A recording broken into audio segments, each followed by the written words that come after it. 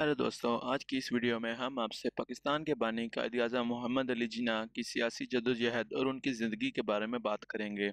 आप देख रहे हैं सरप्राइजिंग फैक्ट्स, तो चलें शुरू करते हैं।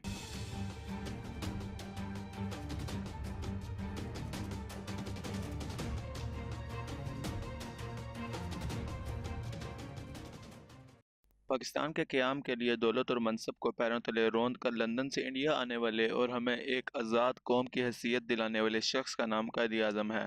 आप 25 दिसंबर 1876 को रोशनियों के शहर कराची में पैदा हुए। आपके वालिद का नाम पोंजा जिन्ना था। आप अपनी बहन भाइयों में सबसे बड़े थे। आपने बाकायदा तालीम कराची मिशन हाई स्कूल से हासिल की और आला तालीम के लिए इंग्लिस्तान चले गए।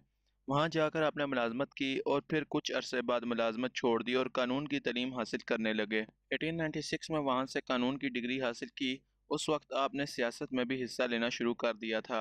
इंडिया वापस आने के बाद आपने मुंबई में वकालत शुरू की और जल्द ही बहुत नाम कमाया। बरतानिया जाने से पहले आपकी शादी आपकी एक दूर के रिश्तेदार एमी बाई से हो चुकी थी, जो आपकी बरतानिया जाने के कुछ अरसे बाद ही वफात पा गईं।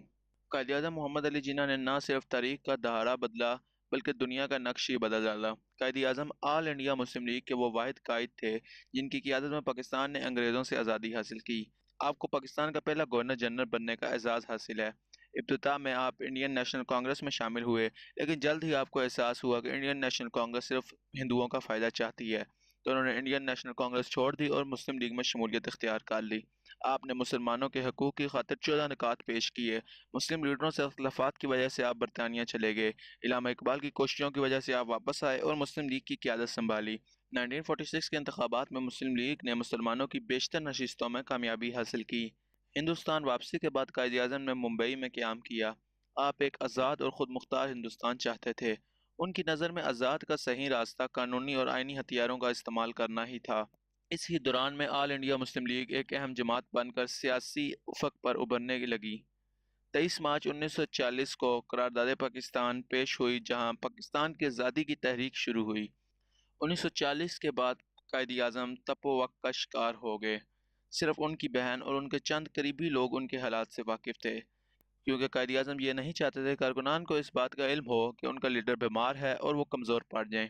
आपकी अनथक मेहनत इस वक्त रंग लाई जब 14 अगस्त 1947 को दुनिया के नक्शे पर पाकिस्तान बनकर उभरा। आप पाकिस्तान के पहले गवर्नर जनरल बने, इसलिए आपको मुस्तकिम पाकिस्तान बनाने के लिए दिन रात एक करना पड़ी। बदकिस्मती से आप क़याम पाकिस्तान के बाद ज़्यादा अरसा हयात ना रह सके और 11 सितंबर 1948 को दुनियाए फ़ानी से कोच करके अपने खालिक़ हकीकी से जा मिले। तो दोस्तों, मैं उम्मीद करता हूँ कि आपको ये वीडियो पसंद आई होगी, और अगर आप इस तरह के मज़ीद वीडियो देखना चाहते हैं तो हमारी वीडियो को लाइक करें और हमारे चैनल को सब्सक्राइब करें। Thanks for watching.